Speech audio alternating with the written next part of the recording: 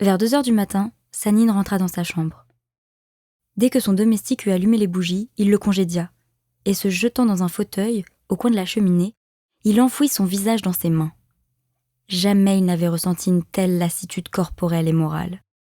Il venait de passer la soirée en compagnie de femmes agréables, d'hommes instruits. Quelques-unes de ces femmes étaient belles. Presque tous les hommes se distinguaient par leur intelligence et leur talent. Lui-même avait soutenu la conversation avec succès et même brillamment. Et cependant, jamais encore ce stadium vitae dont parlent déjà les Romains, jamais encore cette horreur de la vie ne l'avait si impérieusement dominé, si violemment étreint. S'il avait été un peu plus jeune, il aurait pleuré d'angoisse, d'ennui, de surexcitation. Une incisive et cuisante amertume, une saveur d'absinthe pénétrait toute son âme. Un sentiment de dégoût, de douleur l'oppressait, l'enveloppait de toutes parts dans un brouillard de nuit d'automne. Et il ne savait comment se délivrer de cette obscurité ni de cette amertume. Il ne pouvait attendre l'apaisement du sommeil, il savait qu'il ne dormirait pas. Il se mit à réfléchir, avec paresse, lourdement, méchamment. Il songea à la vanité, à l'inutilité, à la banale fausseté de tout ce qui est humain. Il passa en revue tous les âges. Lui-même venait d'entrer dans sa 52e année. Il n'en épargna aucun. Toujours le même effort dans le vide, toujours fouetter l'eau avec des bâtons, toujours se mentir à soi-même, à demi sincère, à demi conscient.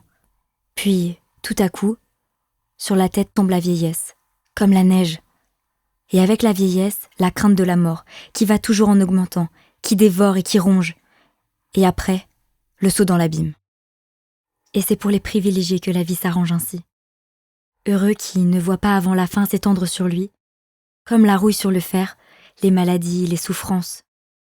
La vie lui apparaissait non comme une mer houleuse, ainsi que les poètes la décrivent, mais comme un océan imperturbablement calme, immobile et transparent jusqu'à ses profondeurs les plus obscures. Lui-même, il est assis dans une barque vacillante, tandis que là-bas, sur ce fond sombre et vaseux, on aperçoit comme d'énormes poissons, des monstres difformes, tous les maux de la vie, les maladies, les douleurs, la folie, la misère, la cécité. Il regarde, et on voit un de ces monstres surgir des profondeurs, monter à la surface, devenir plus net et en même temps plus horrible. Encore une minute, et la barque soulevée par le monstre va chavirer. Mais le monstre s'efface. Il s'éloigne. Il retourne au fond de la mer. Il s'y tapit et l'eau forme un remous autour de lui. Pourtant son heure viendra. Il fera chavirer la barque. Sanine secoua la tête et s'élançant hors de son fauteuil, arpenta 2 fois la chambre. Puis, il s'assit à sa table à écrire et ouvrant les tiroirs l'un après l'autre, il se mit à fouiller dans ses papiers. Surtout parmi ses vieilles lettres de femme.